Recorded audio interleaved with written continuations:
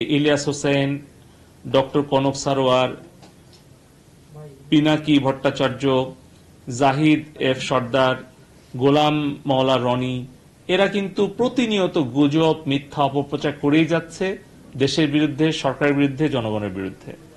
আমরা এদের লিস্ট সহ আমরা দিয়েছি এবং তাদের কন্টেন্ট সহ দিয়েছি, যেন পরে তারা অস্বীকার করতে না পারে। তারা বলেছে যে এটা আগামী দিন আরো সহযোগিতা করবে, কিন্তু কিছু ব্যক্তির ব্যাপারে যখন হয় তখন সেই বিষয়টা তারা বলছে যে ওই ব্যক্তির সামগ্রিক কর্মকাণ্ডের একটা মানে ভ্যালুয়েশন তারা করে, ইভালুয়েশন করে। আর একটা হচ্ছে ওই ব্যক্তির পেজে বা অ্যাকাউন্টে কখন কোন কন্টেন্ট বা কোনো ভিডিও, কোনো ছবি, ইমেজ বা কোনো স্ট্যাটাস কোনটা আসলে কোনটাকে আঘাত করছে, সেই অনুযায়ী তারা বেশি আগ্রহী ওই content wise, post wise action নিতে।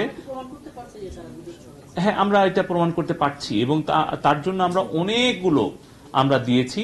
এবং তারা যদি কনভিক্টেড হয় তাহলে সেটা একভাবে তারা দেখে।